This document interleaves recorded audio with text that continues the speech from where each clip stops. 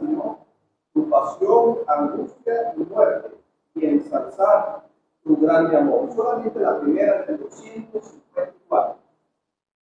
En tu seno juntamos para celebrar,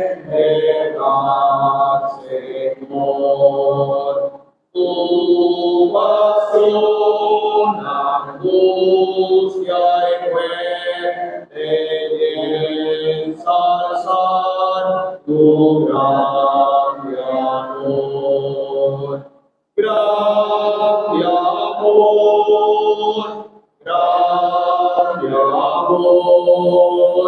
y ensalzar tu grande amor.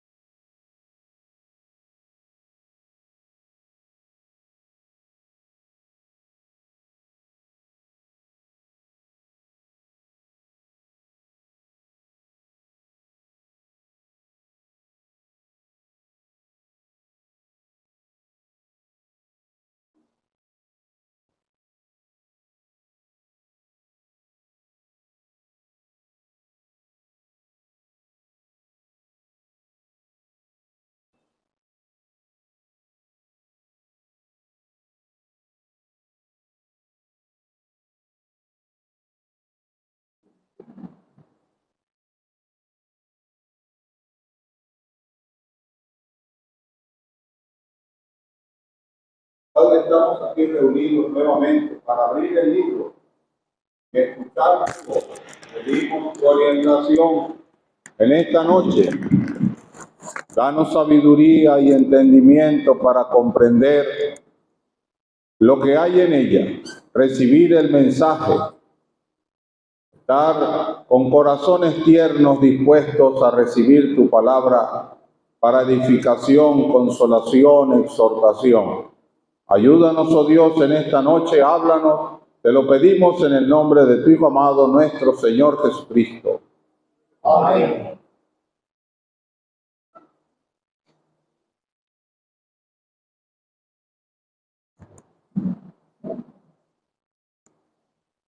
Bueno, amados hermanos y hermanas, el tema que tenemos por delante es la consideración de el partimiento del pan, la sexta columna.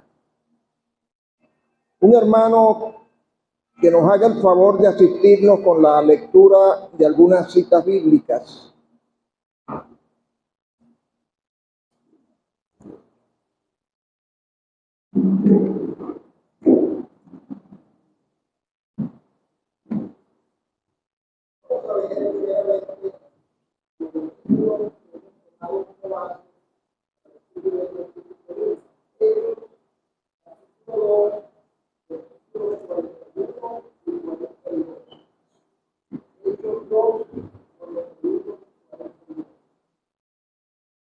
Hechos capítulo 2, versículos 41 y 42.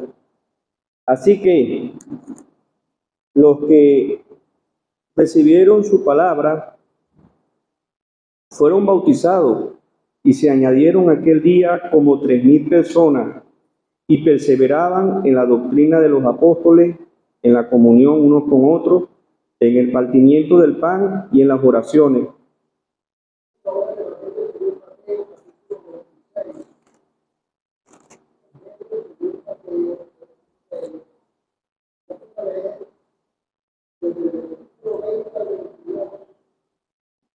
Mateo capítulo 26, versículo 20. Cuando llegó la noche, se sentó a la mesa con los 12, y mientras comían, dijo: de cierto os digo que uno de vosotros me va a entregar. Y entristecidos en gran manera, comenzó cada uno de ellos a decirle: soy yo, Señor.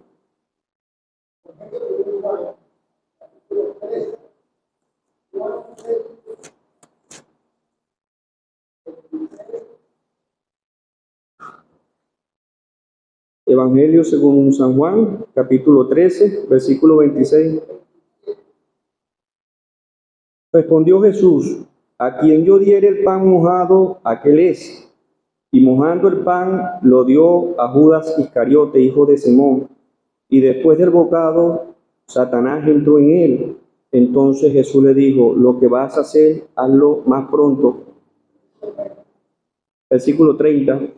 Cuando él, pues, hubo tomado el bocado, luego salió, y era ya de noche.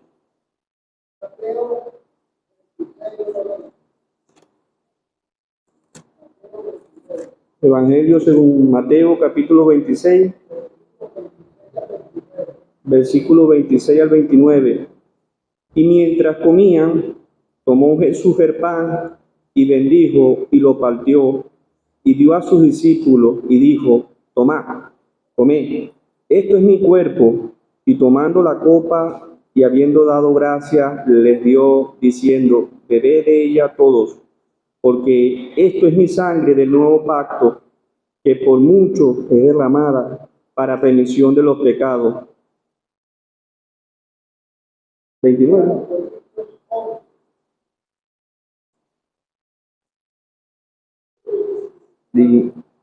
Primera Corintios 11, versículo 23 al 26. Porque yo recibí del Señor lo que también os he enseñado, que el Señor Jesús, la noche que fue entregado, tomó pan, y habiendo dado gracias, lo partió, y dijo: tomad, comed. Esto es mi cuerpo, que por vosotros es partido. Haced esto en memoria de mí.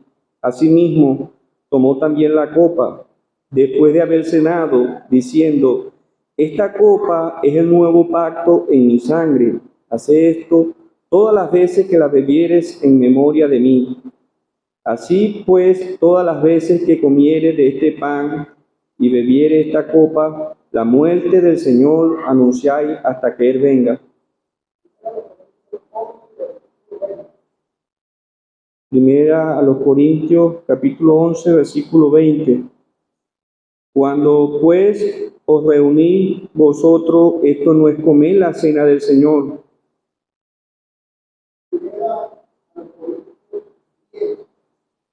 Primera a los Corintios, capítulo 10, versículos 16 y 17. La copa de bendición que bendecimos no es la comunión de la sangre de Cristo. El pan que partimos no es la comunión del cuerpo de Cristo. Siendo uno solo el pan, nosotros, con ser muchos, somos un cuerpo, pues todos participamos de aquel mismo pan.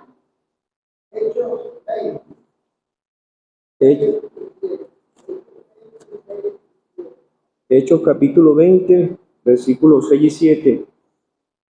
Y nosotros, pasados los días de los panes sin levadura, navegamos de Filipos, y en 5 días nos reunimos con ellos en Troas, donde nos quedamos 7 días.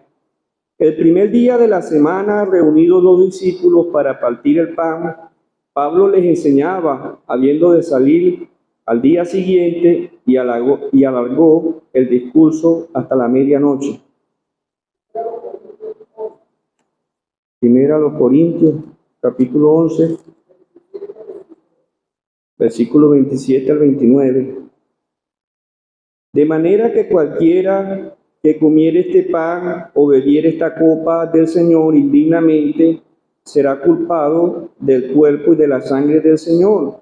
Por tanto, pruébese cada uno a sí mismo y coma así del pan y beba de la copa.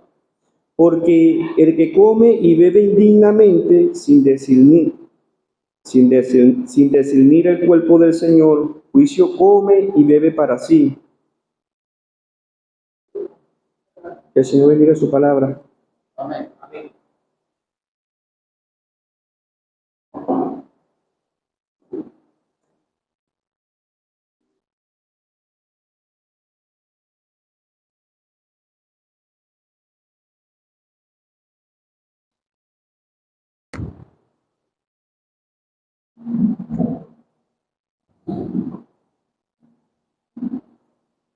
Bueno, hermanos, como dijimos al principio, el tema es el partimiento del pan. Un acto que, como hemos visto en las citas leídas, fue instituido por el mismo Señor. La noche que Él fue entregado, reunido con sus apóstoles para celebrar la Pascua. En ese acto, en esa reunión, Él entonces, en el trayecto del acto, Él instituyó la cena del Señor o el partimiento del pan. Aquí en el libro de los Hechos, en los versículos que hemos tomado como base para estos estudios temáticos, habla precisamente de el partimiento del pan, y es uno de los aspectos en los cuales la expresión una vez más resalta: perseveraban. Es decir, un acto que fue dado a la iglesia para que la realizara de manera permanente. Y tan permanente la ha realizado la iglesia que ha llegado a nuestros tiempos y nosotros perseveramos en la realización de este acto. Ahora, nosotros leímos en 1 Corintios 11 y 20 una referencia en ocasión de que el apóstol estaba corrigiendo algunos aspectos que no estaban correctos allí en la iglesia en Corinto.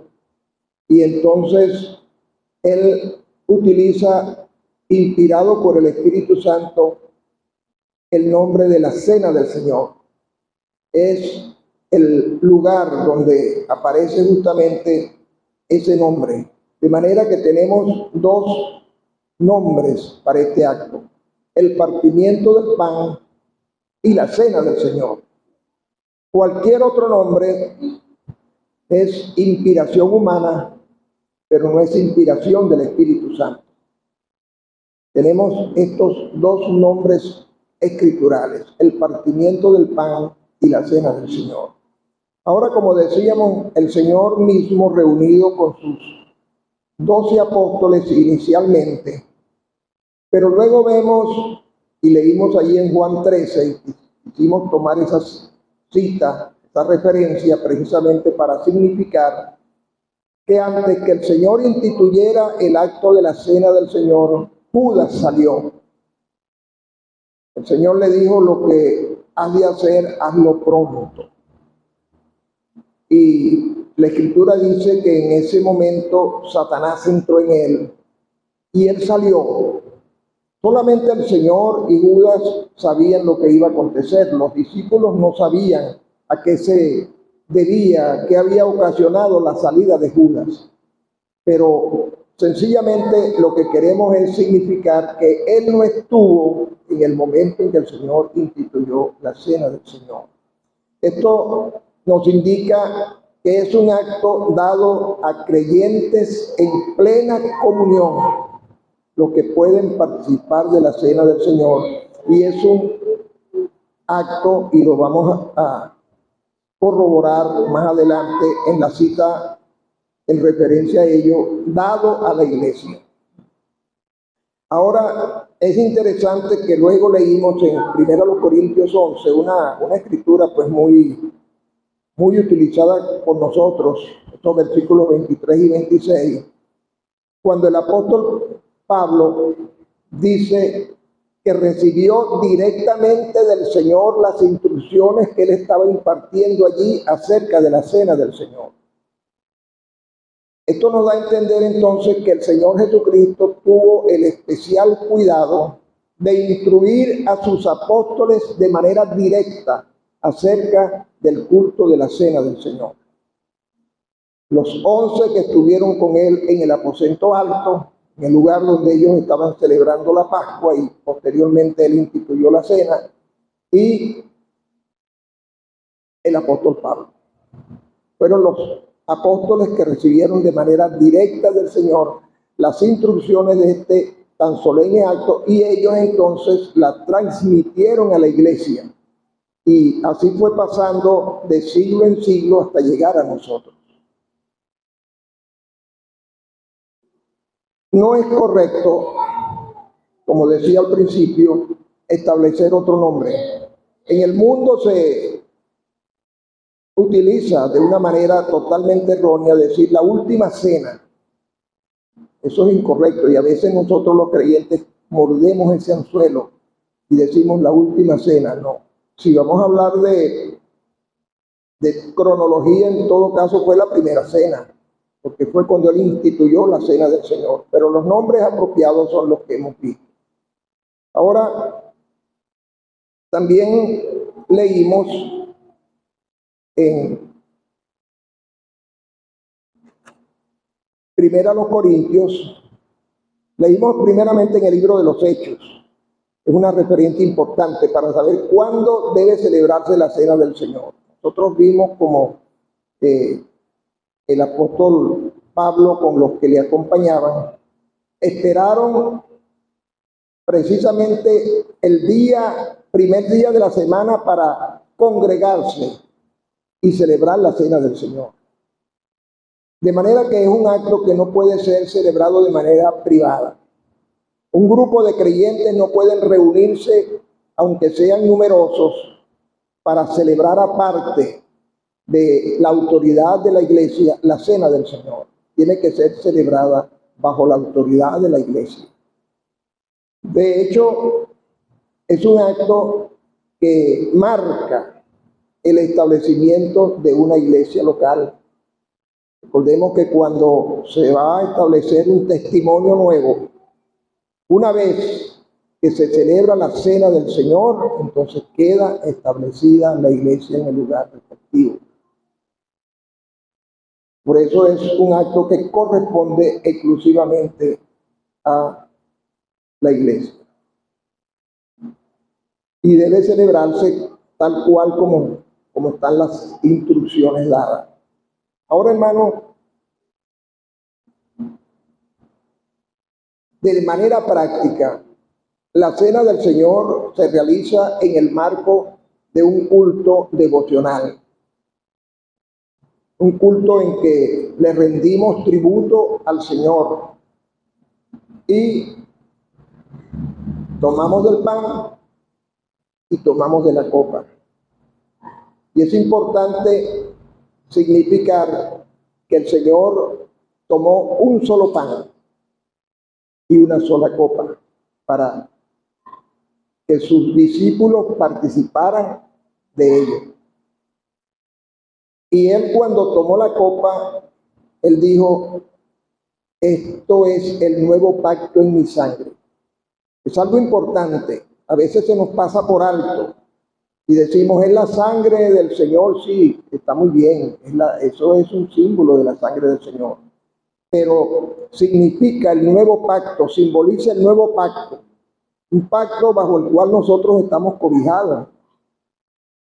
Un pacto basado en mejores promesas, como dice allí la epístola a los Hebreos. Y del cual el garante es Cristo. Y si el Señor lo estableció de esa manera, eso nos marca la significación de esto, de la celebración del nuevo pacto. De manera que cuando nosotros celebramos la cena del Señor, por supuesto que hacemos memoria del Señor. Pero es que en todos los cultos nosotros debemos hacer memoria del Señor. Es que lo hacemos de una manera muy especial, porque lo hacemos en la presencia de símbolos que nos hablan de Él. Y celebramos, conmemoramos ese nuevo pacto.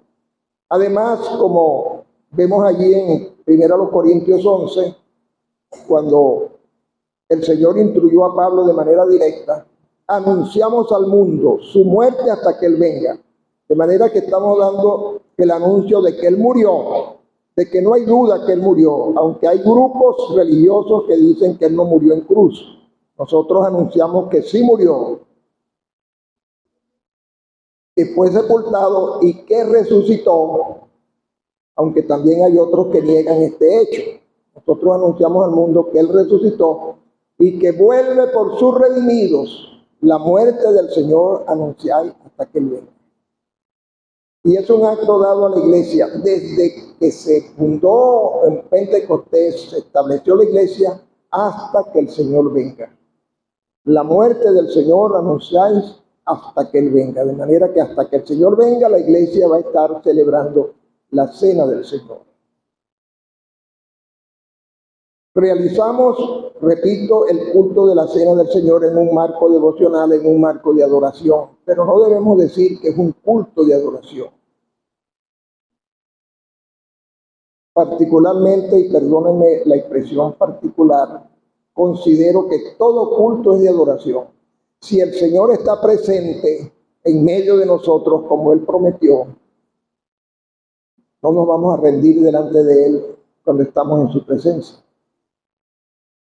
No es correcto entonces decir, vamos a comenzar nuestro culto de adoración, sino vamos a comenzar el culto de la cena del Señor. Esto es lo que vamos a celebrar cada primer día de la semana. Y es la expresión más considerada y más utilizada en el pueblo del Señor, la cena del Señor.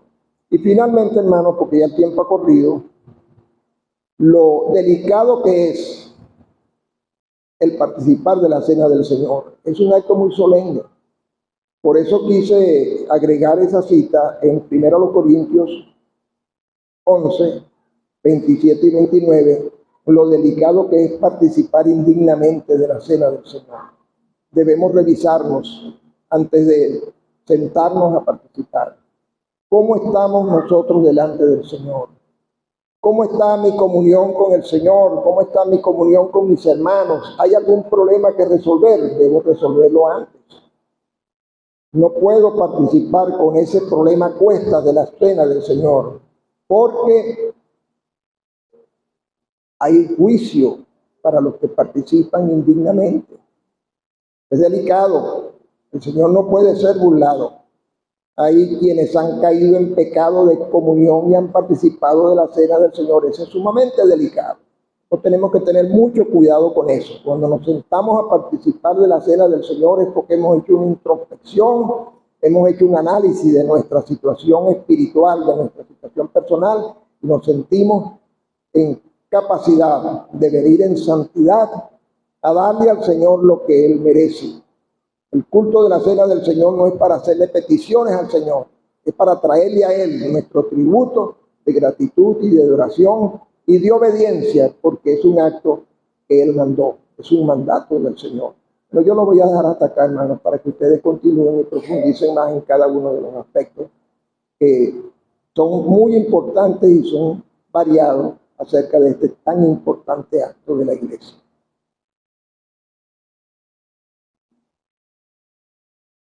Ahí en 1 Corintios 11,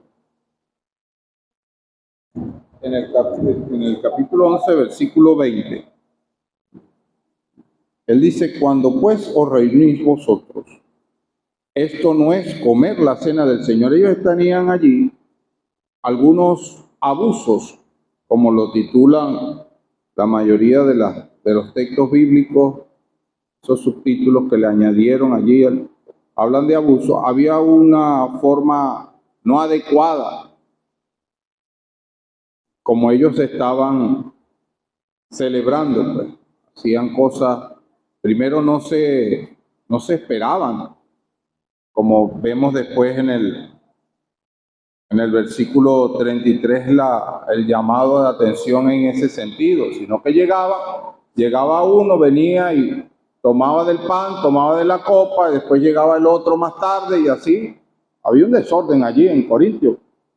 Por eso el apóstol le dice que tenían que esperarse. Otra cosa era que comían hasta saciarse y tomaban hasta embriagarse. Era un desorden total.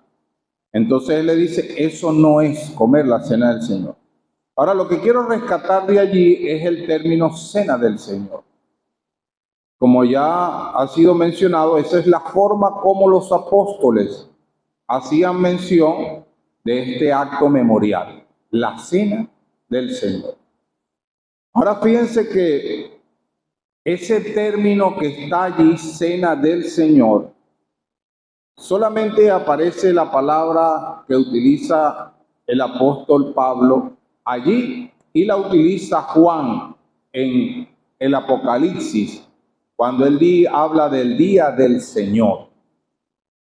Usted revisa todo el texto bíblico y esas palabras que utilizaron en griego, tanto Pablo como Juan, solamente aparecen en estos dos textos en esta ocasión. Entonces, es sumamente significativo. De hecho, la Biblia textual, que es otra versión distinta a la que nosotros usamos la Reina Valera 60, ellos en la Biblia textual lo traducen como la cena dominical. ¿Por qué? Porque el día señorial era el domingo. De allí viene la palabra domingo, de señorial. Ese es lo de origen latino. Ya lo están traduciendo al latín, domingo, que viene de dominus, que era señor. Entonces viene domingo, el día del Señor, la cena señorial, la cena dominical. Es traducida en la Biblia textual. ¿Por qué? Porque está diciendo que es un acto exclusivo para Él, para el Señor. Entonces eso primero nos habla no solamente, como ya hemos visto, de lo que es la importancia de cómo lo llamaban, sino también de cuándo lo hacían, el día del Señor, el domingo. Ahora, en la cita que se hizo en Hechos de los Apóstoles, capítulo 20, versículo 7, allí ellos dicen que participaron el primer día de la semana. Pero el término que aparece allí es después del sábado. Ese es el término allí, primer día de la semana. Después del día de reposo. Textualmente, ¿cuál es? El domingo.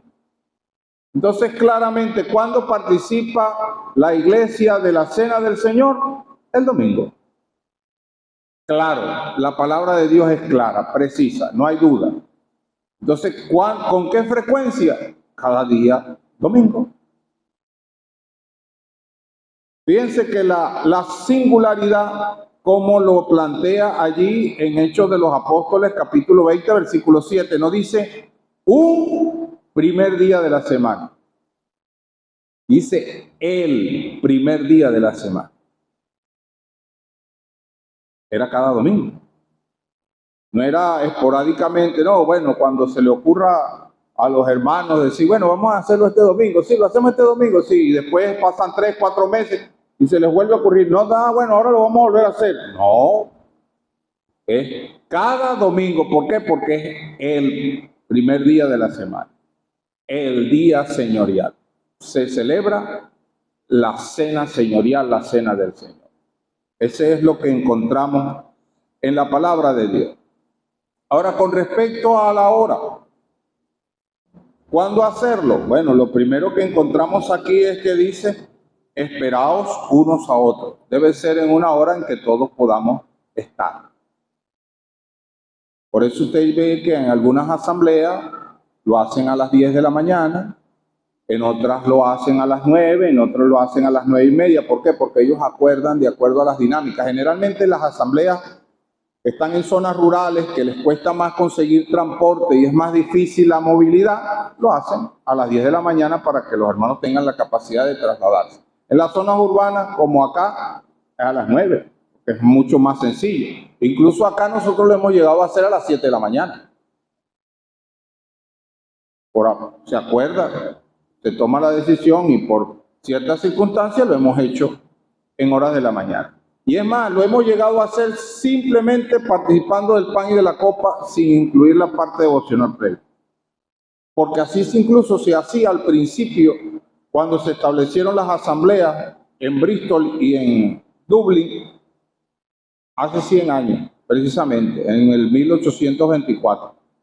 Ellos se reunían, un hermano se levantaba, daba gracias por el pan, participaban del pan, después otro se levantaba, daba gracias por la copa, participaban de la copa y ya después se dedicaban era a estudiar la palabra de Dios. Fue en Dublín donde plantearon hacer ese preámbulo que nosotros tenemos para alabar y adorar al Señor previo a participar de los símbolos. Y después otras asambleas tomaron la misma iniciativa y así lo hacemos después de 200 años. Y entonces nosotros vemos que en todas las partes hacemos canto, hacemos alabanza a Dios y adoración a Dios, y los hermanos, como dice la Escritura aquí, hacen memoria del Señor. Y como declara aquí, la muerte del Señor anunciáis, hacemos memoria de Él, su persona, toda su gloria, toda su majestad, pero el mayor énfasis ¿en qué? En su obra de redención. Porque así lo dice la Escritura, haced memoria de mí. Y cada vez que comiereis este pan y bebiereis esta copa, la muerte del Señor anunciáis. ¿Hasta cuándo? Hasta que Él venga. Eso es lo que nosotros practicamos. ¿Por qué? Porque así lo dice la Escritura. No estamos inventando nada. Todo conforme a la palabra de Dios. Entonces, así lo dice. Ahora, hay un detalle interesante. Esperaos los unos a los otros nos habla de que todos tengamos la disponibilidad de estar a esa hora, y por eso se acuerda allí. Pero también es que todos debemos estar a la hora de comenzar. Si usted lee allí en Lucas capítulo 22, versículo 14, dice que cuando llegó la hora, se sentaron a la mesa. Ahí no dice que, bueno, Pedro llegó 5 minutos después y Juan llegó media hora después y el otro llegó. No. Todos estaban allí. Todos estaban allí. Ahora, ¿puede haber algo más importante que la cita con el Señor para hacer memoria de Él? Eso es un indicativo devocional. Si algo me ocupa más que Él, y es más importante que Él para yo estar aquí a la hora de comenzar. Porque así lo hicieron los apóstoles y así lo hizo el Señor. Llegada la hora, todos estaban ahí.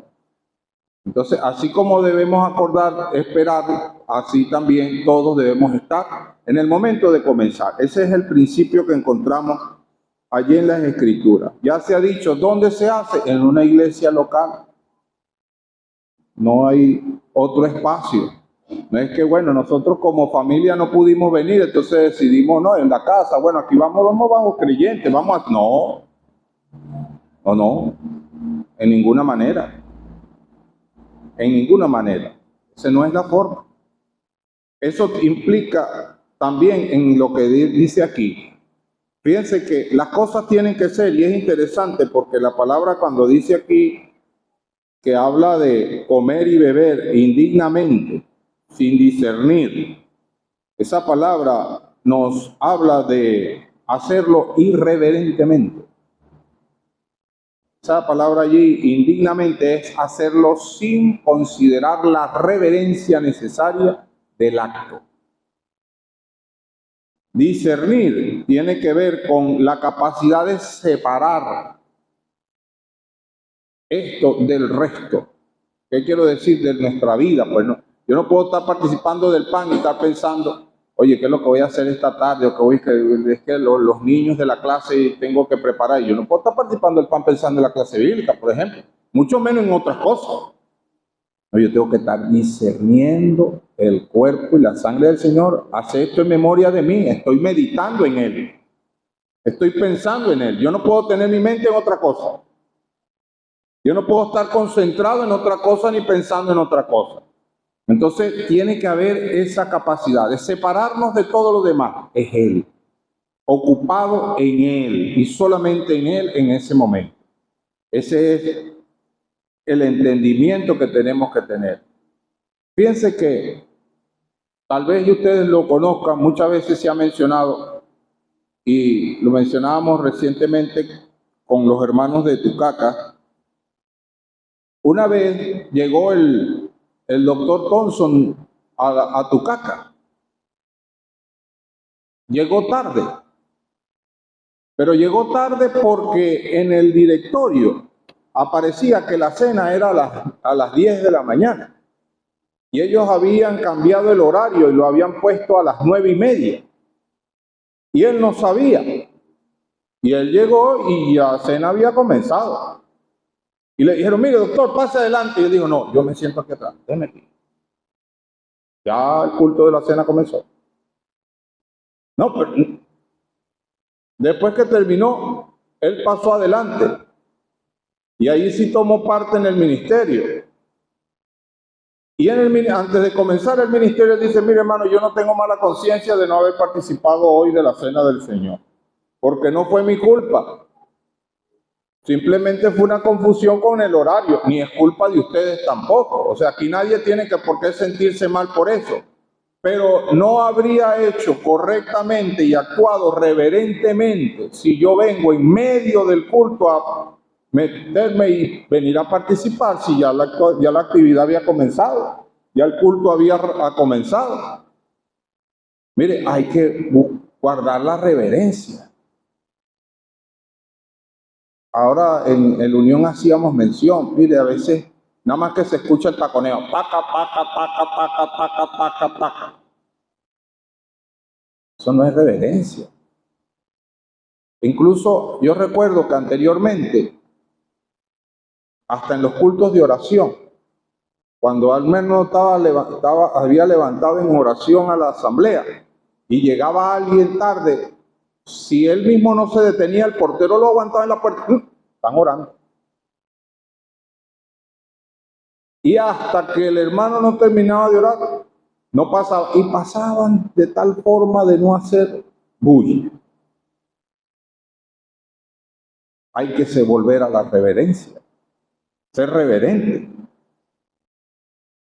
Porque esa es la palabra que nos llama aquí. No ser irreverente. Eso es hacerlo indignamente. No estar conscientes de lo que estamos haciendo. No es una costumbre humana. No es un acto religioso. Es la cena del Señor. La cena del Señor. Mire, hermano, yo a veces, no sé si es que me pongo nostálgico, pero yo recuerdo cuando llegábamos a la cena del Señor y todo el mundo estaba en su Biblia meditando en el Señor. Y cuando comenzaba la cena, era que se rompía el silencio. No, ahora es que hacen silencio cuando alguien pide el himno porque todo el mundo está conversando y echando cuentos. Parece más bien una plaza, un mercado.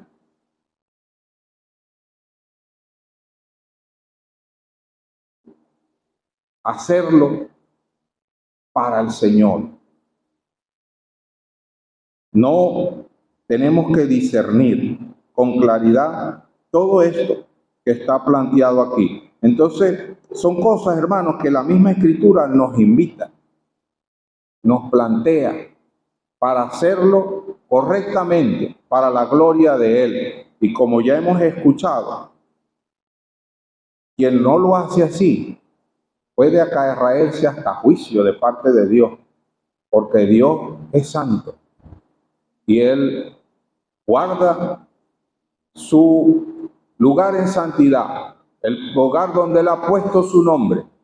Y como el mismo Señor llegó a plantearlo y hacerlo, y los mismos profetas llegaron a hablar de ello, Él es celoso de esa santidad.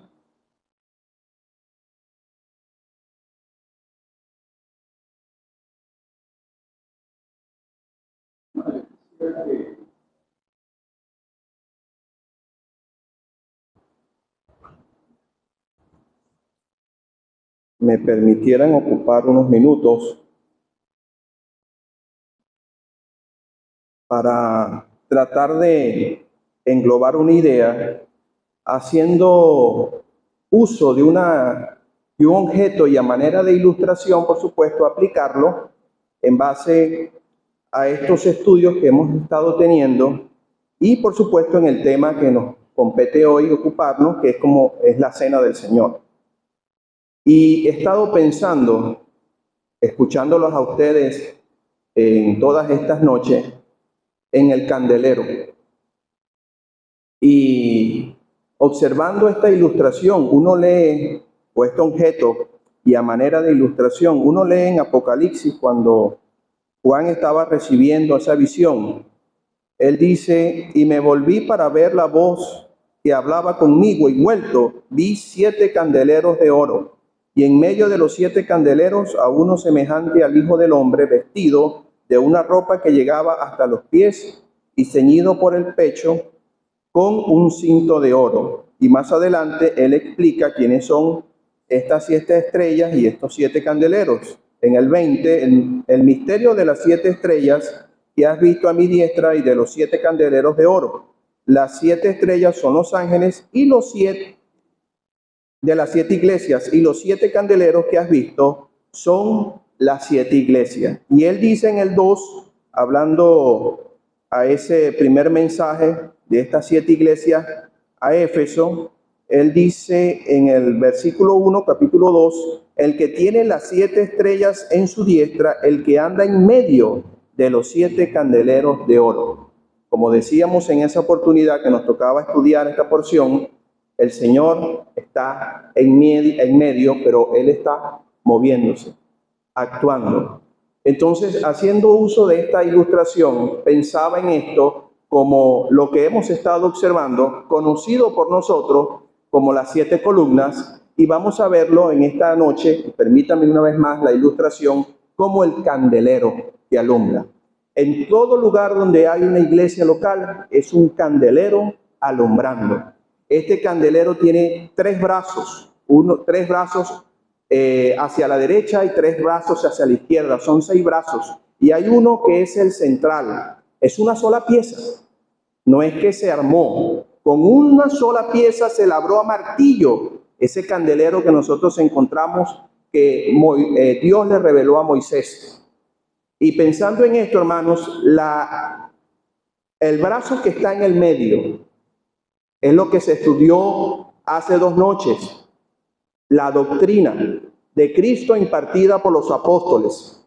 Esa es la que está en el medio. Y nosotros vemos entonces los otros brazos que se reparten a los lados. Y lo que alumbra o lo que hace alumbrar es precisamente el aceite, que nos habla claramente del Espíritu Santo. Entonces, haciendo uso de esta ilustración, y hay mucho que pudiéramos sacar, hermanos. Usted en su ejercicio privado puede ir ahondando en cuanto a la luz. En el Génesis, nosotros encontramos que la tierra estaba llena de tinieblas. ¿Y qué fue lo primero que hizo Dios? La luz. ¿Y qué nos dejó a nosotros como encargo? Que demos luz. Entonces, no puede haber una iglesia local si uno de esos brazos no está encendido. Cuando uno está presente en el establecimiento de una asamblea, están todos y se comienza la asamblea, la institución de la asamblea, participando por primera vez allí la cena del Señor. Entonces, pero tienen que estar todos. Ahora, ¿cómo predicar el evangelio? El cuerpo de enseñanza que el Señor nos ha dado. Eso es básico. Cristo, hablar de ese Dios trino, de la justificación, de la redención. ¿Cómo es el bautismo? Ya ustedes han explicado. Eso también está allí en el cuerpo de enseñanza que el Señor nos dejó. Cómo entender el ser añadidos, las responsabilidades y los privilegios que tenemos nosotros cuando somos agregados a una iglesia local. La comunión. Todo esto es imposible si el Espíritu Santo no está obrando en medio de su pueblo. Entonces nosotros llegamos a este aspecto de la cena del Señor, y antes estaba el asunto de la comunión unos con otros. Y cuando uno lee ese capítulo 11 de Primera de los Corintios, él está hablando de la cena del Señor en medio de división. Y fíjense como dice allí, voy a leer textualmente, ya se leyó, pero voy a volver a leer ese versículo en el capítulo 11. Dice el capítulo 11 de 18 de la primera carta: pues en primer lugar, cuando os reunís como iglesia, es como iglesia. La cena del Señor se celebra cuando nos reunimos como iglesia. Hemos escuchado que no es un grupito por allá en una casa o en algún lugar en específico. No, no. Como iglesia, el candelero. Es como iglesia. Y uno lee allí en ese capítulo 10, también se leyó en el inicio del estudio, que dice la palabra de Dios, hablando de el pan, que dice que nosotros, siendo un solo pan, nosotros con ser muchos, somos un cuerpo.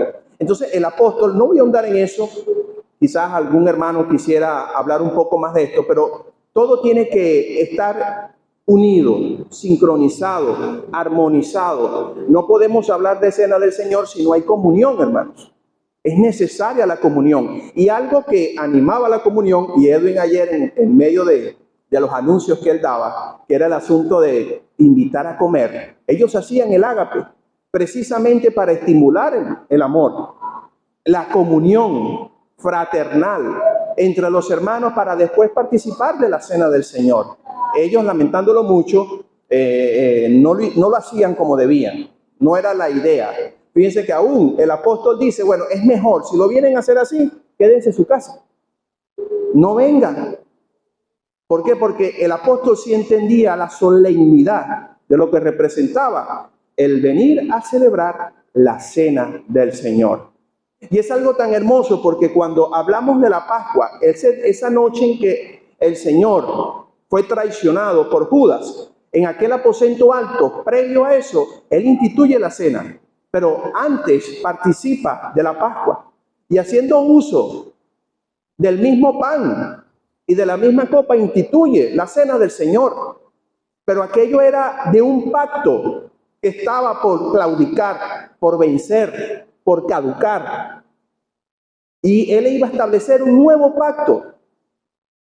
Y es interesante que cuando se habla allí de esa Pascua que se celebraba una vez al año para hacer memoria de lo que Dios había hecho con su pueblo en Egipto, ahora el Señor lo está haciendo una vez a la semana, el primer día de la semana lo está instituyendo para hacer memoria de Él. Ya no es aquel cordero, ahora es, he aquí el Cordero de Dios que quita el pecado del mundo. Como dice el apóstol en esta carta a los Corintios, Cristo, nuestra Pascua, ya fue sacrificada por nosotros. Entonces, lo que instituyó allí el Señor en aquella noche dio inicio a un nuevo pacto, una nueva ordenanza, una nueva manera de hacer memoria de Él, de anunciar a través de esos símbolos tangibles, visibles, lo que Cristo ha hecho por nosotros. Es algo hermoso y solemne. Ahora le recordamos y anunciamos de manera silenciosa, a través de un acto solemne, con unos símbolos sencillos, pero a la vez que nos representan o nos figuran lo que representa el cuerpo y el nuevo pacto en la sangre de Cristo. Entonces, para que ustedes vean cómo Dios, en su planificación, lo que tiene que ver con la iglesia, cómo deben reunirse, para que sepas cómo debes conducirte en medio de la casa de Dios. Entonces, todo eso allí mostrado en este candelero que debe seguir alumbrando por su gracia y por su misericordia, como lo ha hecho por muchos años aquí en Punto Fijo, el candelero en Punto Fijo. Pero tienen que estar las 7 dando luz. Y aquella central, la doctrina de los apóstoles, es la que nos indica cómo es que debemos celebrar la cena del Señor, cómo es que debemos orar, cómo debemos tener comunión, cómo debemos anunciar para que sean añadidos, para que sean convertidos, cómo es que tiene que ser el bautismo y cómo es que tiene que ser la recepción a la asamblea, los que deben ser añadidos a la iglesia.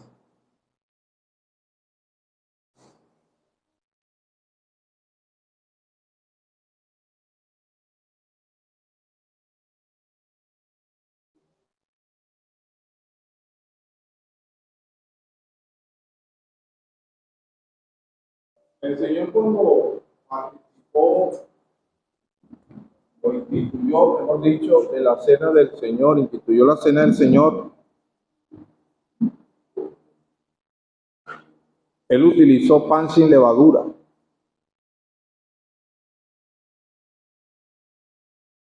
¿Tenemos que hacerlo con pan sin levadura o puede ser pan con levadura.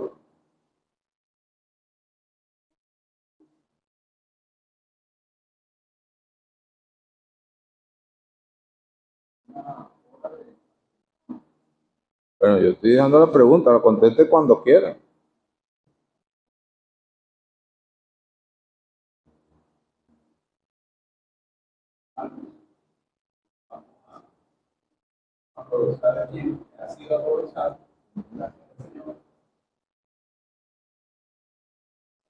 Hay lugar, recordemos que a las 8 de la noche daremos lugar para responder las preguntas, incluyendo la que acaba de hacer el hermano Marco. Yo quería destacar, hermanos, que el partimiento del pan, hemos aprendido ya la cena del Señor, es algo especial, es algo que llena el corazón del Señor y llena también el corazón del creyente. Todos los cultos son importantes, sí, todos los cultos son importantes, pero todos sabemos, hermanos, que la cena del Señor representa para el creyente como algo mucho más cercano en su relación con el Señor. Y es bueno recordar, hermanos, que debemos traer algo. Debemos traer algo. ¿Qué debemos traer? Debemos traer un corazón derramado. Debemos traer un alma que se encuentre sensibilizada y que haya contemplado por fe aquel que es nuestro Salvador. Recuerdo hace años que un siervo del Señor decía que llegó a cierta asamblea y él abrió los ojos porque había silencio. Ningún hermano se había levantado y vio una hermana llorando. Vio una hermana llorando allí sentada. Entonces, él decía que nosotros debemos imitar a nuestras queridas hermanas. No llegar con un corazón frío, no llegar con un alma tibia, no llegar con un canasto vacío, con un cántaro vacío, sino llegar con olor, con perfume, con algo para dar para Él. No estamos hablando de dar dinero. El Señor está hablando de que Él espera un corazón que se encuentre derramado, que podamos nosotros recordar, sí, Él murió por mí, Él dio su vida por mí, derramó su sangre por mí. ¿Y quién soy yo? ¿Quién es usted? Hoy somos redimidos por el Señor, por su gran amor, por su obra en la cruz. Pero ¿quién soy yo realmente? ¿Quién es usted realmente? Hermanos, qué gran Salvador tenemos. Y esa es la hora, porque el Señor dice, haced esto en memoria de mí. Dice él, de mí. O sea, Él está pidiendo algo muy personal a sus redimidos. Haced esto en memoria de mí. Él quiere entonces que en ese momento nosotros como iglesia, como creyentes, estemos ocupados en Él. Estemos ocupados en Él, que podamos hacerlo como Él es digno de que lo hagamos.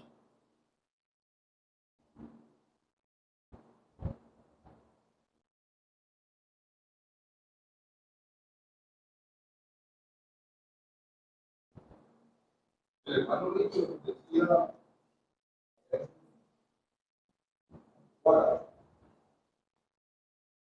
él citaba el Cantar de los Cantares. Allí la Sulamita dice, empieza a describirlo a él. Todo comienza porque le dicen, ¿qué es tu amado? ¿Qué es? Y entonces ella empieza a describirlo, detalle a detalle. Y llega al punto como que va en aumento ese estado devocional, que ella termina diciendo, todo él es codiciable. Todo él. Meditar en él, es que todo él es codiciable. Hay tanto en qué deleitarnos en él. Tanta majestad y hermosura que hay en él. Y todos sus atributos. Pero, por supuesto, el clima de toda su majestuosa obra es la cruz. Y entonces centramos mucho más en él. Hay tanto, hermano. Tanto en él que termina uno, como dice el salmista, rebosa en mi corazón palabra buena. ¿Por qué? Porque es que nuestro canto está dirigido ¿a quién? A él, al rey. Dirijo al rey mi canto. ¿Y cómo pasa? Mi lengua es como pluma de escribiente muy ligero. Él es el más hermoso de los hijos de los hombres. Hay tanto en él que el corazón más bien se rebosa. No cabe tanta majestad y tanta gloria. Pero tenemos que centrarnos más en él.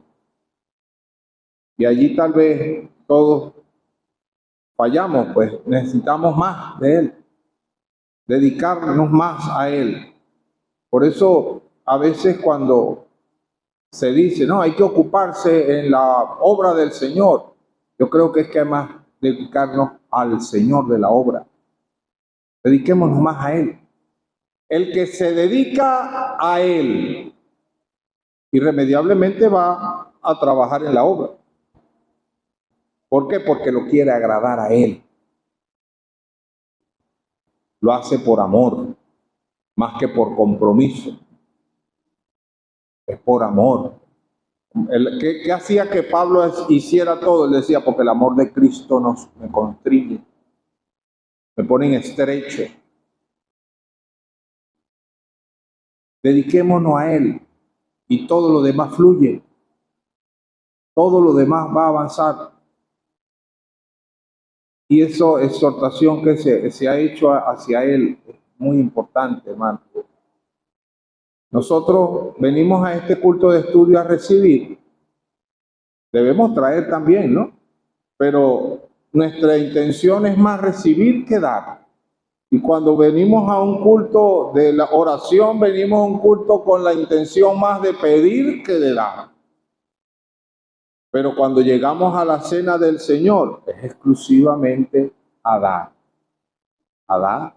Allí no vamos a pedir, allí no buscamos recibir, aunque también lo hacemos porque cuando le adoramos, cuando le alabamos, cuando hacemos memoria de Él, recibimos también de Él.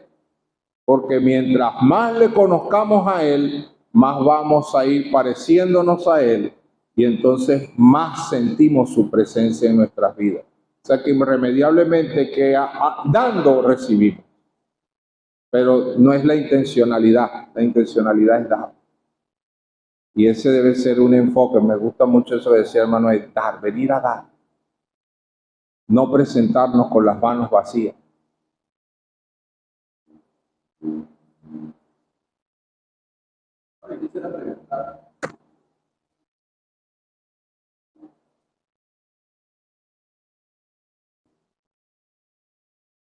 Una pregunta práctica.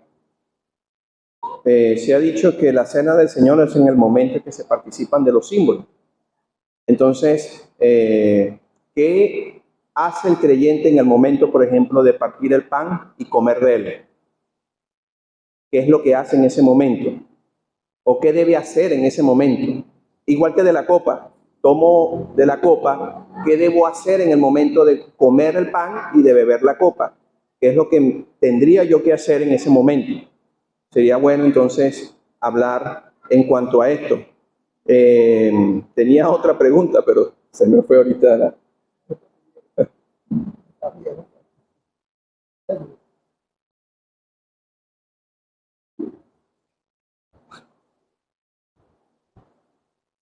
Yo tenía, hermanos, tres preguntas que, bueno, ya la mayoría han sido respondidas, pero quisiera añadir algunas cosas. Bueno, la primera, ¿cuándo se debe celebrar la Cena del Señor, hermano? El primer día de la semana, Hechos 27, el primer día de la semana.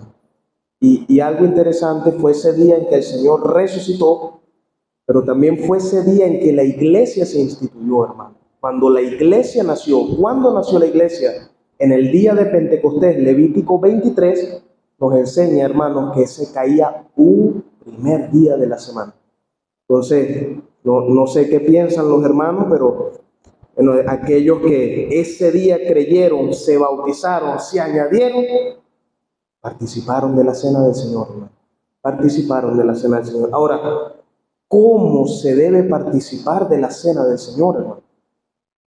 La respuesta está en 1 Corintios 11 y quisiera seguir dos porciones, hermano. ¿Cómo debemos participar de la Cena del Señor, hermano? Oye, debemos participar con un estado espiritual elevado. Y quisiera tomar dos porciones.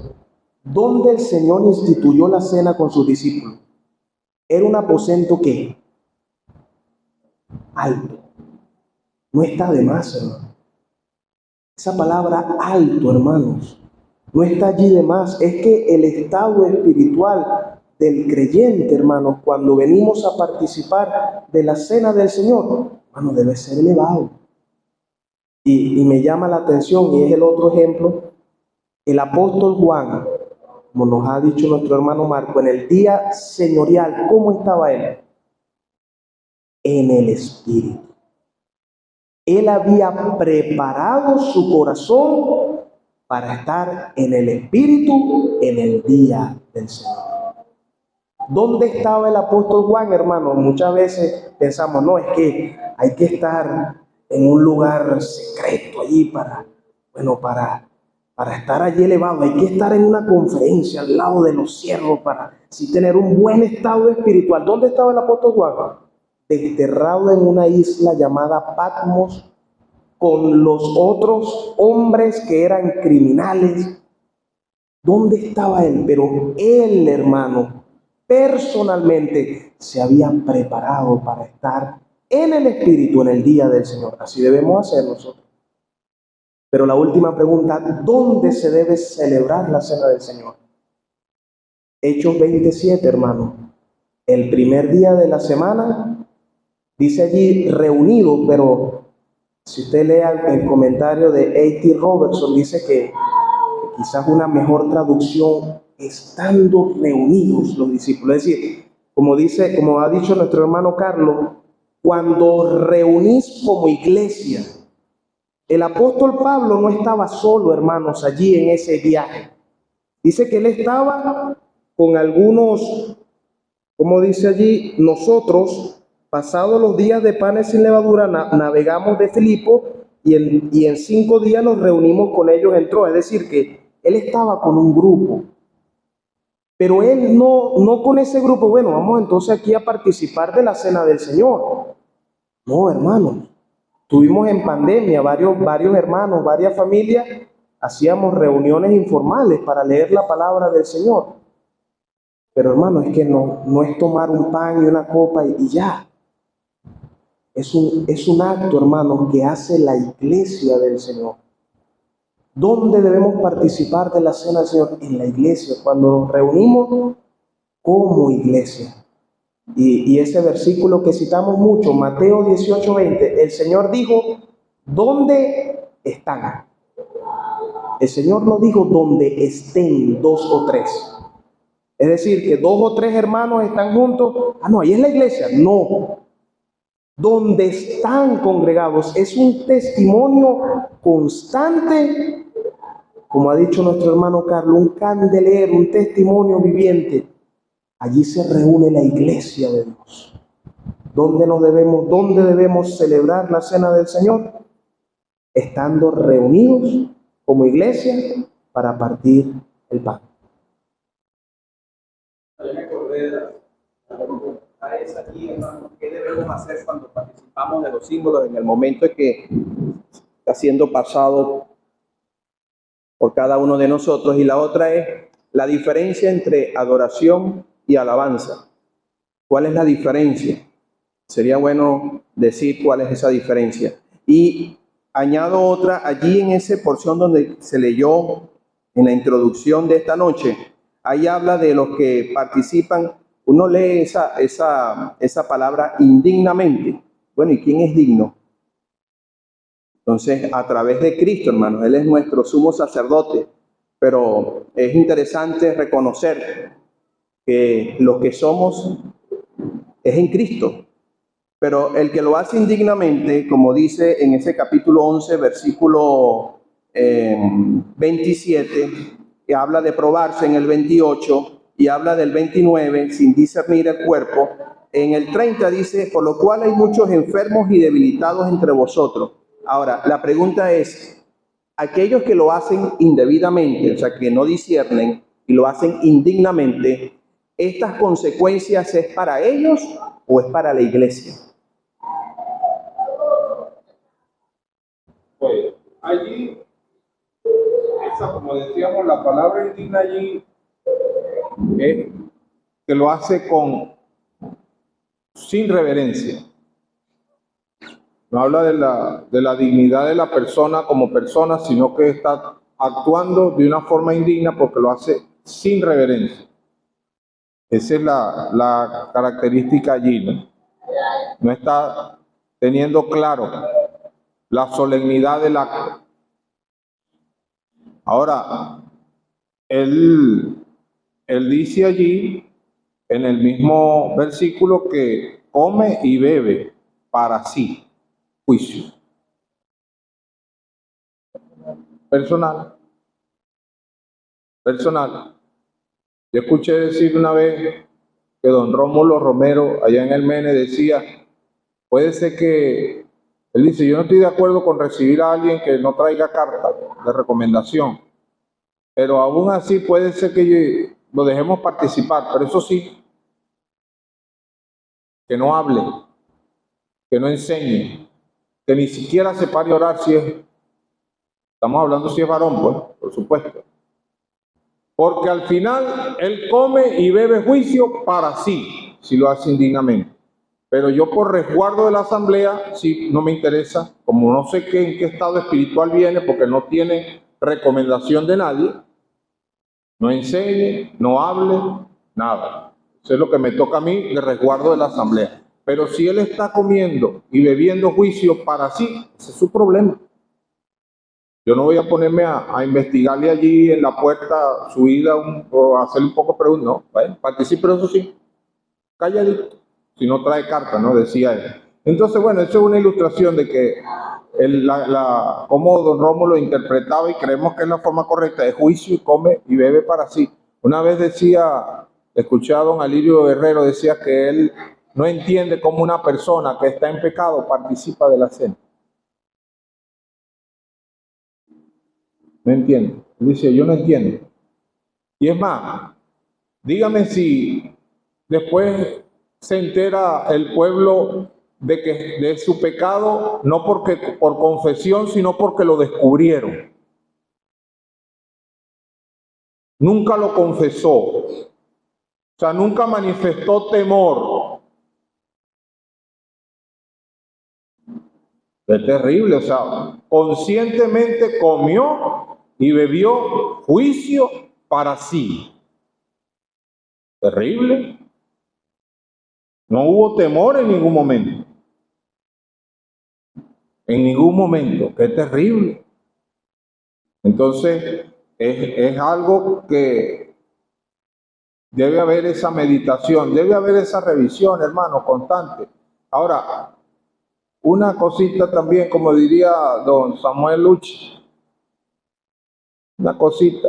Hermano, la cena del Señor no es el momento de exhortación. Yo no puedo parar a leer una palabra de exhortación a estar dignos para participar, por ejemplo. O hacer una llamada de atención por alguna situación. No, ese momento no es. Ese momento es si me voy a levantar una palabra devocional que ayude a elevar el nivel de alabanza y de adoración y de memoria del Señor y de su obra, exclusivamente. Exclusivamente. Entonces es eso, pues. La revisión, esto es que dice aquí que se examine, eso es previo, eso es antes, pero ya en medio de la cena es ya eso. Y la pregunta de la alabanza tiene que ver con rendir honor. En este caso a Dios, al Señor, por su obra, por su majestad, su gloria. Pero la adoración tiene que ver con postrarnos ante su señorío, autoridad, para rendirle tributo por lo que Él es. Por lo que Él es. Su persona, sus atributos. Me rindo ante Él. De hecho, la palabra adoración literalmente significa estar postrado. Esa es la que significa básicamente la palabra adoración, postrarse ante Él. O sea que más que un acto, es una actitud. Es una actitud. O sea que yo puedo decir, Padre, te adoro y tal y que para allá, pero yo llevo una vida irreverente y no me sujeto a la palabra de Dios. Es de labios para afuera, pues eso no sirve, no está adorando. No está adorando. ¿Por qué? Porque no se sujeta a la palabra de Dios. Entonces, esa actitud debe llevar consigo esos actos que muestren que efectivamente está adorando. Podemos aprovechar, hermano, porque aquí algo de la levadura, que es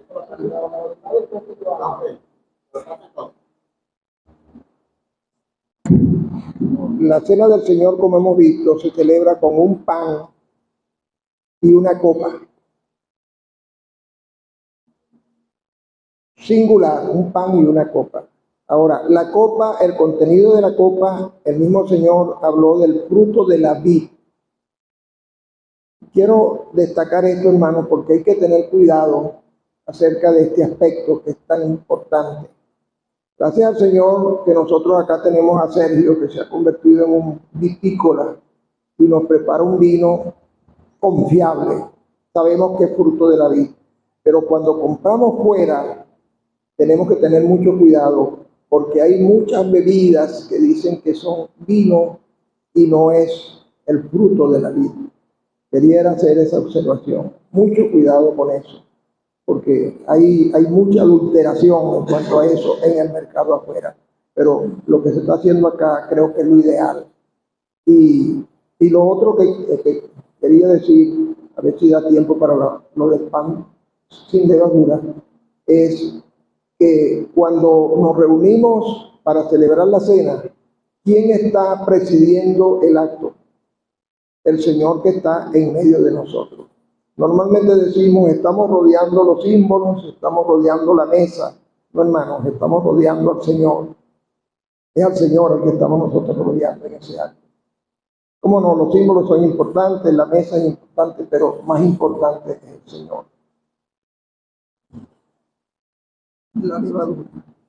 Bueno, todas las menciones que tenemos de la cena del Señor, incluyendo las que aparece aquí en 1 Corintios, que este texto que hemos leído en 1 Corintios es el texto base que nos explica con detalle la cena del Señor.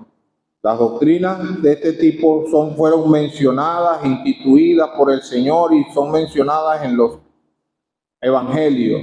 En el Hechos de los Apóstoles vemos la práctica, como es el texto que estamos utilizando como base, que vemos que ellos practicaban, dice perseveraban, era un acto constante y permanente que ellos tenían.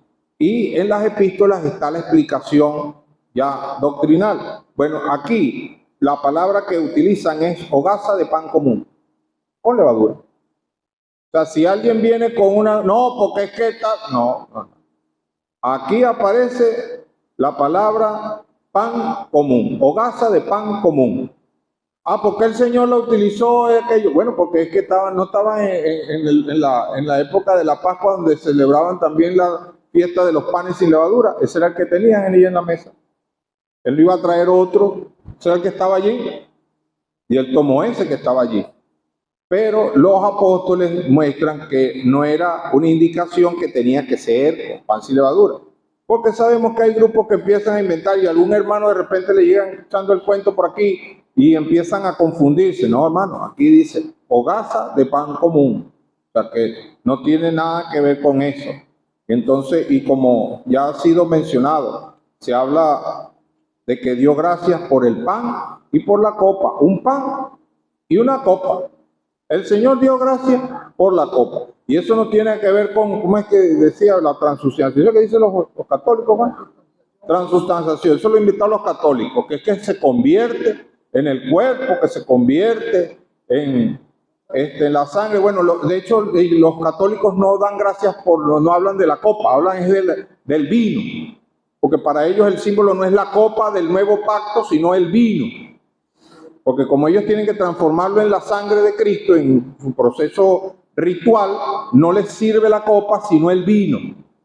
Entonces ellos hablan es de que el símbolo es el vino y no la copa. Pero el Señor dio gracias por la pan, dio gracias por la copa. Los apóstoles vemos que ellos mandaban correctamente que se diera gracias por el pan y se diera gracias por la copa del nuevo pacto en su sangre. ¿Por qué? Porque era un pacto. Era un pacto que se estaba. El nuevo pacto en hebreo explica con más detalle y ese pacto era sellado con sangre. La pregunta es, ¿hay que bendecir los hijos? Un poco tiempo.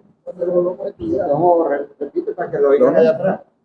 No, bueno, que si hay que bendecir los símbolos. Estoy pendiente de eso.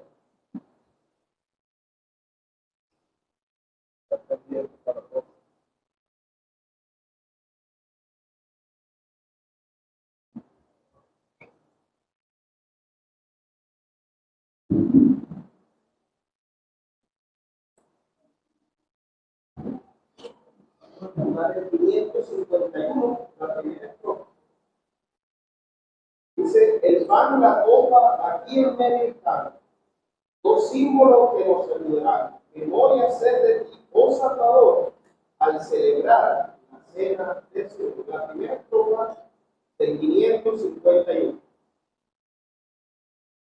El pan, la copa y en medio están los símbolos que nos ayudarán.